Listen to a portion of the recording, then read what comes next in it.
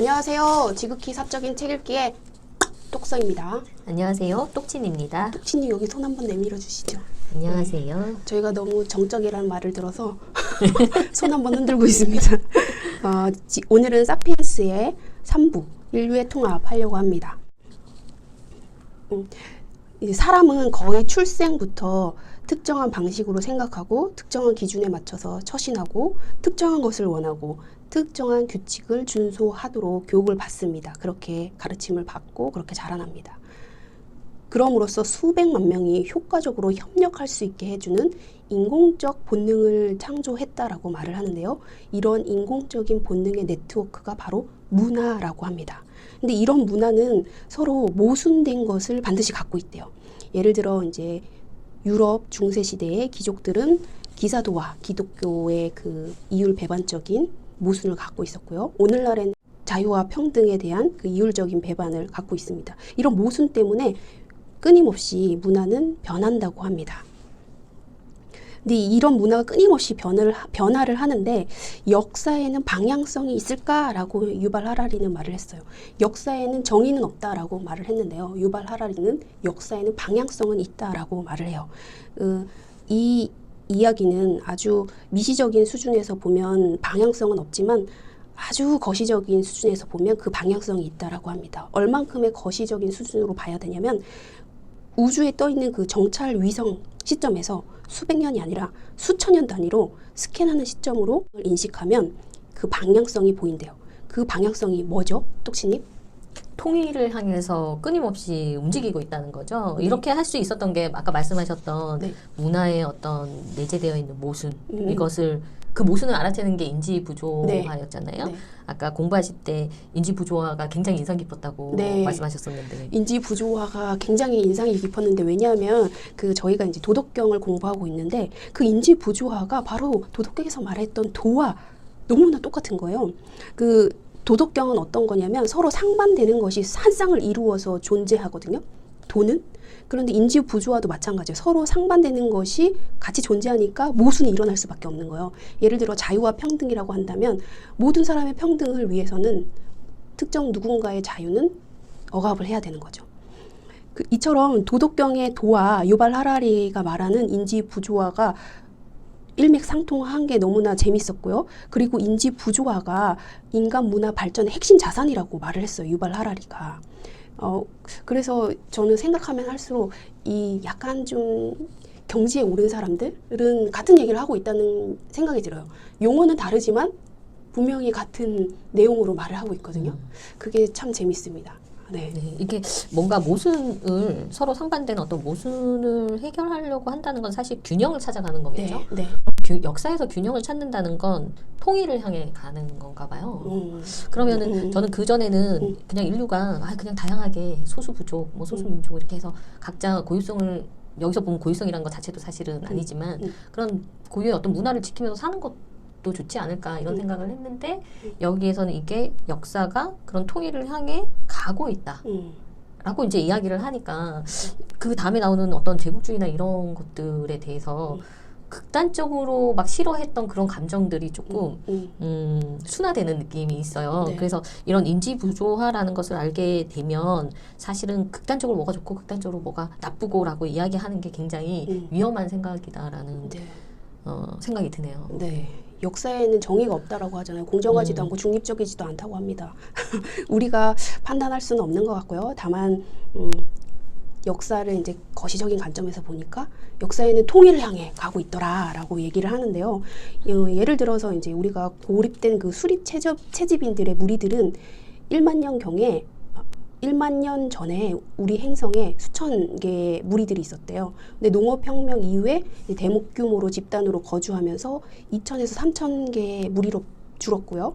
그 다음에 1450년이 되자 제국시대로 접어들면서 그보다 숫자는 극적으로 줄어들었고 지금은 정말 문화적, 정치적, 경제적으로 이미 하나의 지구 제국으로 봐도 손상이 없을 정도로 우리가 다 연결되어 있는 사회에 살고 있다고 얘기를 하고 있습니다. 이렇게 우리가 하나의 통일을 향해서 가게 된 걸 보면요. 우리가 상상의 질서를 통해 가지고 협력을 했기 때문이라고 얘기를 해요. 근데 그 상상의 질서가 대표적으로 뭐가 있냐면 첫 번째가 돈, 화폐고요. 두 번째가 제국이고 세 번째가 종교라고 얘기를 합니다. 첫 번째 상상의 질서, 우리가 협력을 한 가장 대표적인 첫 번째 돈에 대해서 한번 얘기를 해보겠습니다.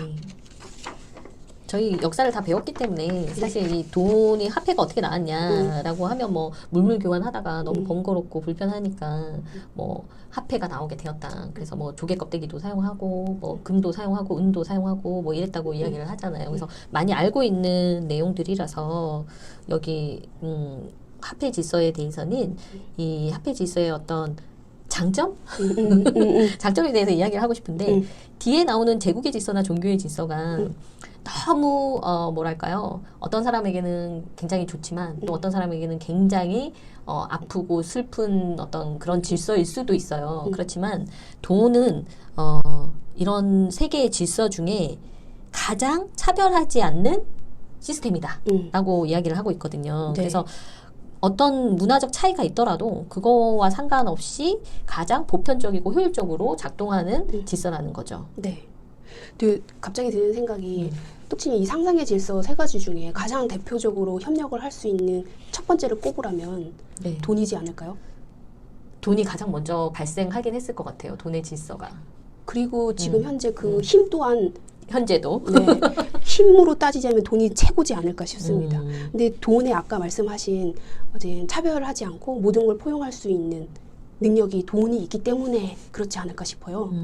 그래서 그 협력 부분에서 최고일지 않을까 싶습니다. 네, 사람을 차별하지 않는 유일한 시스템이긴 하지만 모든 게 항상 좋을 수는 없으니 이것을 사용하는 인간에 의해서 돈은 또 그 대가가 있죠. 어두운 면이 또 있죠. 많이 가진 자와 많이 가지 못한 자의 어떤 차이도 있을 것이고 돈으로 살 수 없다고 생각하는 가치도 우리가 돈으로 사면서 네. 그죠? 그래서 이런 어떤 인간성을 대표하는 가치를 이 돈에 의해서 손상이 되면 어떻게 하나 하는 그런 어떤 두려움 같은 것도 하라리가 쓴 것 같아요. 네. 그렇지만 그거는 인간이 만든 가치 판단이고 돈은 그 자체에 그런 개념 자체가 없거든요. 그러니까 돈은 항상 모든 것에 열려 있고 모든 것에 포용하고 있고 모든 사람 어떠한 뭐 성별이나 인종, 연령, 종교 이런 거에서 차별을 하지 않거든요. 그래서 아까 말씀드린 것처럼 이 제국 종교보다 더 윗단계에서 협력의 상상적인 질서로 최고일지 않을까 싶다고 말씀을 드렸습니다. 그렇네요. 제국하고 종교가 인위적인 어떤 가치 판단이 들어간 상태잖아요. 네네네. 그다음에 제국하겠습니다. 제국주의라고 하면 어떠세요, 똑치님?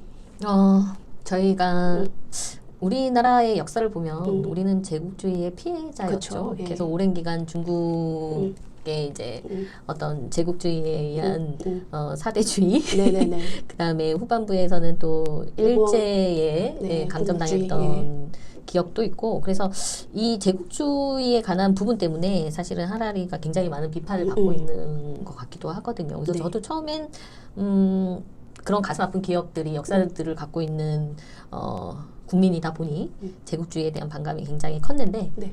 항상 그렇듯 마냥 나쁜 것은 없구나 음, 라고 생각하고 네. 이런 걸 좀 객관적으로 볼 수 있어야 할 것 같아요. 이제. 네네. 네. 그러니까 하라리는 절대 가치 편협한 시간으로 본 게 아니라 정말 사실 그대로 봤거든요. 제국주의가 솔직히 우리는 피해자 입장이기 때문에 안 좋은 시선을 갖고 있어요. 그렇지만 이제 객관적으로 보면 제국은 지난 2500년간 세계에서 가장 일반적인 형태의 정치 조직이었다고 합니다. 이 시기에 살던 인류의 대부분은 제국에 속해 있었어요. 우리 조선시대도 분명히 중국 제국 아래 있었던 복속국이었고요. 그리고 그 다음에 조선시대 이후에 일제시대엔 당연히 저희는 식민지로 지냈죠. 거의 우리나라뿐만 아니라 다른 나라도 마찬가지예요. 대부분 우리는 제국의 한 정치 조직을 이루었던 국가였습니다. 그렇다 보니까 그 제국은 의도적으로 그 제도와 간섭 규범을 동일하게 유지하고 가르치고 그리고 배웠어요. 그러다 보니까 동일한 사법제도, 그다음에 동일한 철도망, 동일한 언어, 그다음에 동일한 뭐 정치 제도나 경제 제도를 공유하고 있었고요. 그러다 보니까 인류의 문화는 적어도 부분적으로 제국과 제국주의 문명의 유산이에요. 어떤 학술적, 정치적 외과 수술을 해서 한자를 죽이지 않고 제국의 유산만을 도려낼 수 없다라고 얘기를 합니다. 여기에서 예를 든 거는 이제 독립한 인도 공화국과 영국령 인도 제국 사이의 간극을 얘기하고 있는데요. 영국인들이 인도 아대륙 거주자들을 살해하고 부상 입히고 처형했지만 하나로 통일하여 어느 정도 하나의 정치 단위로 기능하는 국가를 창조해냈고, 그 다음에 영국인들은 인도 사법제도의 초석을 인도에 마련해 놨고, 행정부 구조와 그리고 경제적 통합에도 중요한 철도망을 건설을 했습니다. 그런데 오늘날 인도인들이 그 제국의 유산이라며 뭐 철도망을 없애자 이런 국민투표를 할 사람이 누가 있겠나요? 없겠죠. 이처럼 우리는 그 제국의 유산만을 도려내가지고 현재를 살 수는 없어요. 우리는 다 제국의 유산을 가지고 있는 제국의 후손들입니다. 앞으로는 대부분 하나의 제국에 살게 될 거래요. 그게 바로 지구 제국이라고 합니다.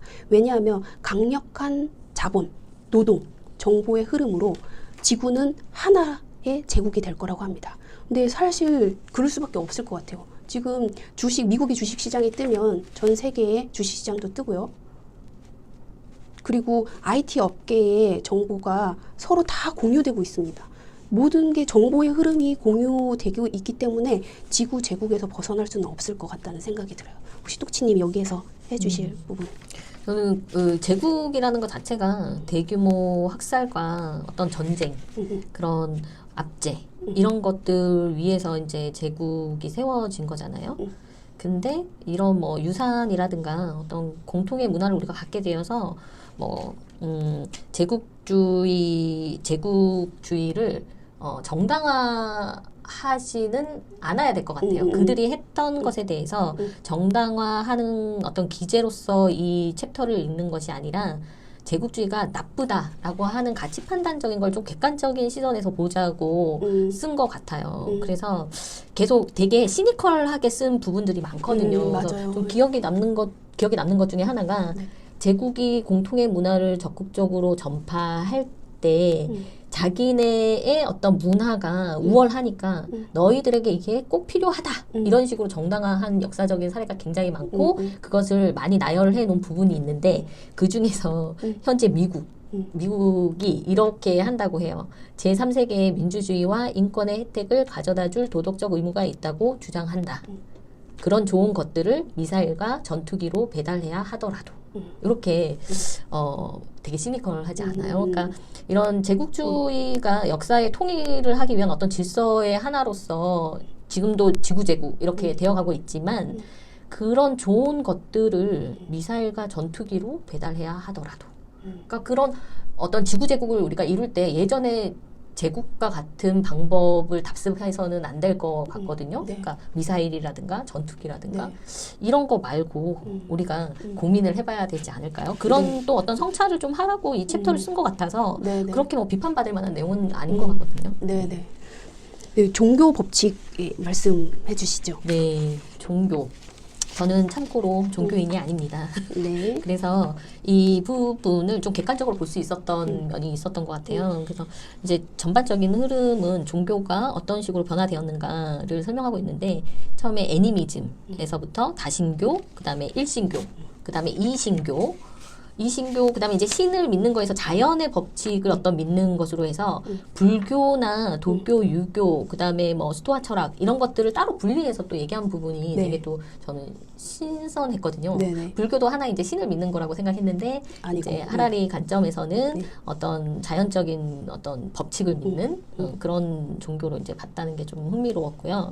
그 다음에 제일 재밌었던 게 인간을 숭배하는 종교로서 인본주의를 이야기하고 있는 게 굉장히 흥미로웠어요. 저도 여기 종교에서 갑자기 인간 숭배 이건 도대체 뭐지 하고 봤는데 자유주의, 공산주의, 자본주의, 민족주의, 국가 사회주의 이 같은 이데올로기가 종교라고 하는 말에 깜짝 놀랐어요.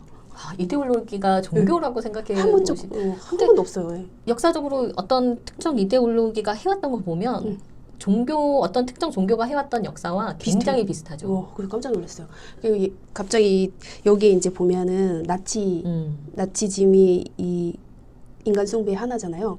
나치즘이 일으킨 그 세계 대전쟁이 그 종교 전쟁이 일으킨 십자군 전쟁하고 비슷한 것 같다는 생각이 들긴 하더라고요. 네, 별반 다르지 않는 것 같아요. 그래서 이게 저도 인본주의에 대해서 세세하게 구분을 해서 공부했던 기억이 없는데 여기에서 자유주의적 인본주의와 사회주의적 인본주의, 진화론적 인본주의를 구분해서 이야기를 하고 있어요. 그래서 자유주의적 인본주의는 우리가 흔히 우리나라도 자유주의적 인본주의죠. 근데 여기에서는 어떤 그 종교의 목표가 인권이다라고 설명을 하고 있어요. 저희 교과서에서도 그렇고 우리는 인권을 존중해라, 인권을 보호해라, 뭐 유엔에서도 아동 인권 이야기하고 많은 인권을 이야기하는데 하라리는 이것을 종교적인 관점에서 봤다는 거죠. 근데 인간이 이것을 믿는데 인권이 사실 존재하나요? 이건 상속의 질서일 뿐이죠. 네. 이것을 믿는다는 건 종교를 믿는 것과 정말 별반 다르지 않겠구나 생각을 했고, 두 번째로 사회주의적 인본주의를 얘기하는데 이거는 어떤 종교적인 목표로 평등을 추구하는 거거든요. 어떤 게 생각이 나세요? 평등 공산주의. 우리가 알고 있는 게 사회주의 공산주의에서 이런 게 있고, 그다음에 진화론적 인본주의에서 아까 말씀하신 나치의 이야기가 이제 나옵니다. 이 진화론적 인본주의를 좀 자세히 말씀드리고 싶은데 여기에서 얘기하고 싶은 건 뭐냐면 인류는 보편적이고 영원한 무엇이 아니라 진화하거나 퇴화할 수 있는 변화하기 쉬운 종으로 봤다는 거죠. 그래서 가장 좋은 건 초인으로 진화하는 거예요. 그래서 여기 사피엔스 책에 보면 나치스 히틀러가 초인으로 이렇게 뭔가 찰흙을 가지고 초인을 빚는 그런 만화도 나와 있더라고요. 그다음에 찾아볼까요? 네, 그 초인으로 진화하는 게 가장 최고고, 그다음에 인간 이하로 이제 퇴화할 수도 있는데 이런 퇴화는 막아야 된다는 거죠. 그래서 이 퇴화하는 인간의 예, 여기 있네요. 이거 그림 보고 진짜 놀랐어요. 이렇게 인류를 만들 수 있다고 생각을 하는 거죠. 그래서 이제 퇴화된 인간으로서 유대인과 집시와 동성애자와 정신병자들을 격리시킨 거죠. 이러한 것을 근거로 해서 그런 만행을 저지르게 된 거예요. 그래서 종교와 별로 다를 바가 없구나 이렇게 생각은 하지 못했는데 정말 사고의 전환이 되었습니다. 정말 발상을 깨는 아주 재밌습니다. 네, 요 인류의 대통합은 여기까지 할까요? 네. 네, 3부 여기까지 마치겠습니다. 다음에 또 만나요. 안녕.